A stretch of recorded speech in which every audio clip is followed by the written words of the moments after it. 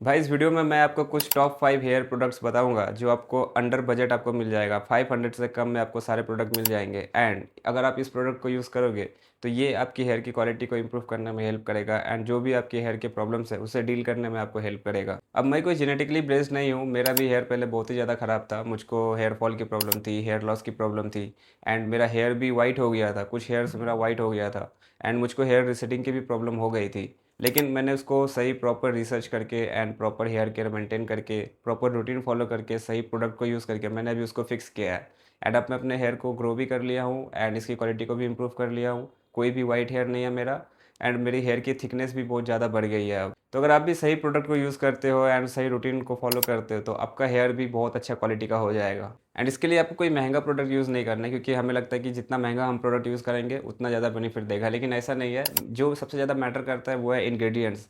कौन सा इंग्रेडिएंट्स डाला गया है उसमें, कौन से केमिकल्स डाले गए हैं, वो ज़्यादा मैटर करता है। तो सबसे जो पहला प्रोडक्ट आपको यूज़ करना है वो आपको एक अच्छा शैम्पू परचेस करना है। एक अच्छा शैम्पू आपको यूज़ करना है। मार्केट में बहुत सारे घटिया और चीप केमिकल्स वाले शैम्पू आते हैं, क्योंकि वो लोग ने इतना मार्केटिंग किया है कि हर जगह आपको सिर्फ वही प्रोडक्ट दिखेंगे, तो आपको वो परचेस नहीं करना है। आपको एक अच्छा प्रोडक्ट यूज़ करना है। शैम्पू बहुत ज़्यादा हेल्प करता है आपके हेयर को क्लीन करने के लिए, आपके स्कैल्प को क्लीन करने के लिए एंड जो भी आपके स्कैल्प पे जो भी डस्ट है उसको साफ करने के लिए। तो वीक में आपको 2 से 3 बार आपको शैम्पू करना है एंड आप जो शैम्पू यूज़ करोगे वो केमिकल फ्री होना चाहिए, कि मतलब कि उसमें सल्फेट नहीं होना चाहिए, पैराबेन नहीं होना चाहिए, अल्कोहल नहीं होना चाहिए। और आप अपने हेयर टाइप के अकॉर्डिंग जो आपको प्रॉब्लम्स हो रही है उसके अकॉर्डिंग आप प्रोडक्ट को चूज़ करोगे।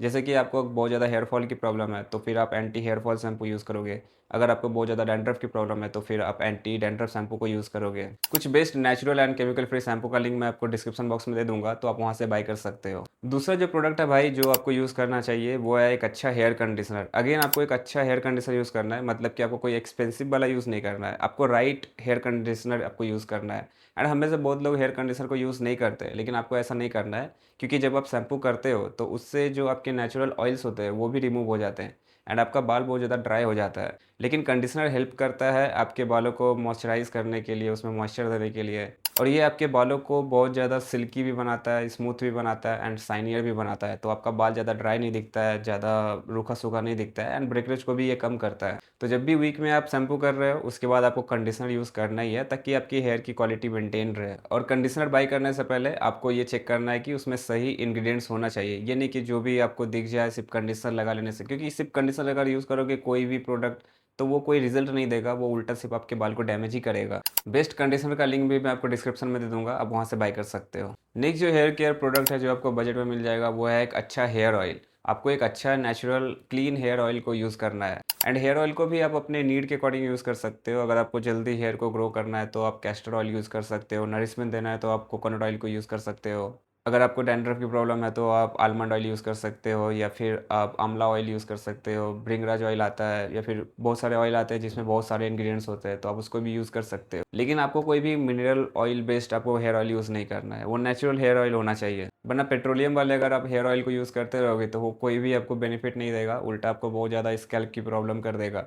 आपको इचीनेस बढ़ा देगा, आपको एलर्जी करवा सकता है, आपका हेयर ब्रेकेज बढ़ा देगा, हेयर फॉल बढ़ा देगा। और ऑयलिंग यूज़ करने का बेनिफिट ये भी है कि आपका एक मसाज भी हो जाता है, क्योंकि जब भी आप हेयर ऑयल यूज़ करते हो तो आप सिर्फ ऑयल को ऐसे यहाँ पे ढाल नहीं देते हो, आप उसको यूज़ करने के लिए आप मसाज करते हो ताकि वो हर जगह अप्लाई हो जाए। तो जब आप मसाज करते हो तो ऑलरेडी आपका ब्लड सर्कुलेशन बहुत ज़्यादा इंप्रूव हो जाता है, और जब ऑयल को यूज़ करते हो तो वो और ज़्यादा उसका एब्जॉर्प्शन बढ़ जाता है, जिससे कि आपका हेयर को सारा अच्छा न्यूट्रिशन मिल जाता है। तो ऑयलिंग भी आपको वीक में 2 से 3 बार ही आपको यूज़ करना है, उससे ज़्यादा यूज़ नहीं करना है। एंड सही हेयर ऑयल आपके हेयर को नरिश करने के लिए बहुत ज़्यादा इंपॉर्टेंट होता है। नेक्स्ट जो प्रोडक्ट आप यूज़ कर सकते हो वो है एक अच्छा हेयर सीरम यूज़ करना, या फिर एक अच्छा leave in hair serum use करना। देखो हेयर केयर करने के लिए ना 3 स्टेप्स फार्मूला होता है। पहला होता है क्लीन, दूसरा होता है नरिश एंड तीसरा होता है रिपेयर। सबसे पहले आप अपने स्कैल्प को क्लीन करते हो, शैम्पू करके आप अपने स्कैल्प में जो भी डस्ट है, जो भी गंदगी है, आप उसको रिमूव करते हो। लेकिन सिर्फ क्लीन करना इंपॉर्टेंट नहीं है, सिर्फ आप क्लीन कर दोगे तो जो नेचुरल ऑयल्स होते हैं वो भी रिमूव हो जाते हैं एंड फिर उससे आपको प्रॉब्लम हो सकता है। तो आप शैम्पू को यूज़ करोगे अपने स्कैल्प को क्लीन करने के लिए, उसके बाद आप कंडीशनर यूज़ करोगे और अपने हेयर को नरिशमेंट प्रोवाइड करने के लिए आप हेयर ऑयल यूज़ करोगे, क्योंकि ऑयलिंग बहुत ज़्यादा इंपॉर्टेंट है। इससे आपका ब्लड सर्कुलेशन भी बढ़ता है और फिर ऑयल बहुत सारे नरिशमेंट भी प्रोवाइड करता है आपके हेयर को। तो क्लीन भी हो गया, नरिशमेंट भी हो गया, और एक स्टेप होता है जो कि आपका रिपेयर होता है, कि अगर आपके हेयर में कोई डैमेज है,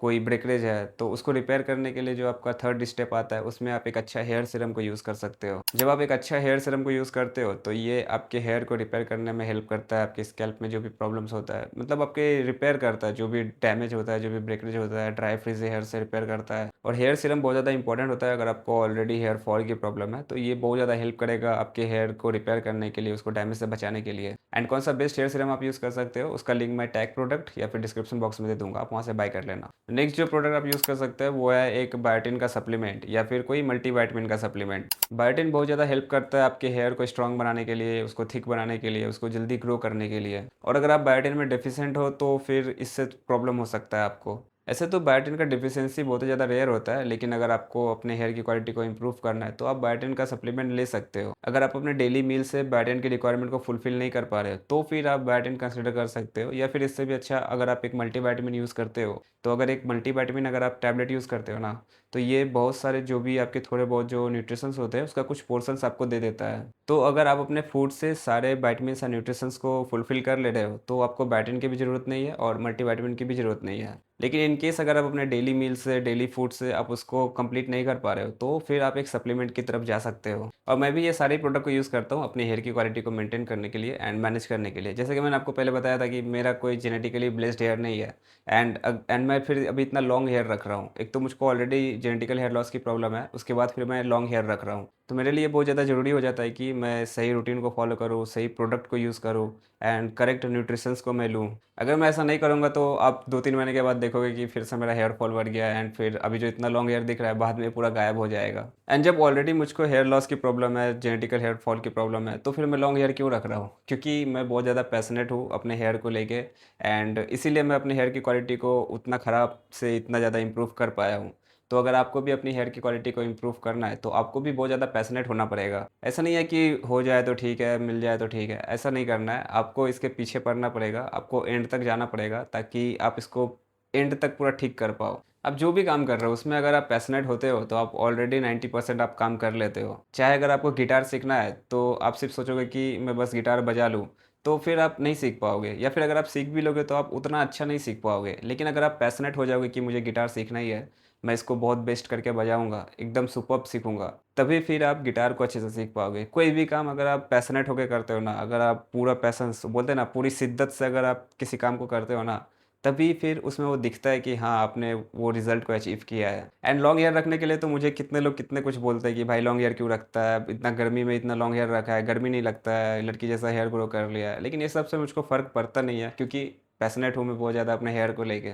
तो अगर आपको भी अपने हेयर की क्वालिटी को इम्प्रूव करना है तो सबसे पहले आपको पैशनेट होना पड़ेगा, तभी फिर आप अपने हेयर की क्वालिटी को इम्प्रूव कर पाओगे। सारे प्रोडक्ट का लिंक डिस्क्रिप्शन बॉक्स में है, आप चेक कर सकते हो, वहाँ से बाय कर सकते हो। Thank you so much for watching till the end. अगले वीडियो में कुछ और डिस्कस करेंगे, तब तक अपना प्लीज़ ख्याल रखें। Bye bye and take care.